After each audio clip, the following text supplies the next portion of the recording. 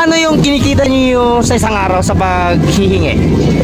Depende, 100, 200. Parang malabo, parang sa paningin, parang sa isip ko 1,000 yata. Hindi. Back, it's me Mr. Roy, and for today's video ngayon ay mag-interview tayo ng mga badyaw dito no, sa Carmen. So, simple na yung konsepto. Tatanungin natin yung mga badyaw kung magkano ba kinikita nila araw-araw. Kaya, sinasadya ko na ilagay itong kamera dito habang ako nasa malayo. Titingnan natin. Let's go. Tatanungin natin kung magkano kinikita nila. Yo, magandang hapon sa inyo, ma'am! Hi sa inyo!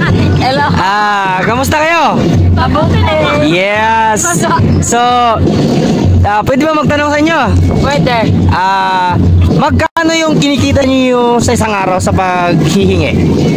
Depende, 100, 200. Parang malabo, parang sa paningin, parang sa isip ko 1,000 yata. Hindi. Magkano? Minsan 500, minsan 400. Boy, malaki na yan, boy. Malaki na yan. Magbibenta kami ng tawil. Bumita kayo towel? Oo. Maganda yun. Di ba? Ikaw mana. Magkano kinakita mo manang? Magkano kinakita mo? Marunong sakya. Ikaw nang tanungin ko ate. Magkano kinakita mo sa isang araw? Isang araw? Oo. 100 lang para sa pagkain lang yun.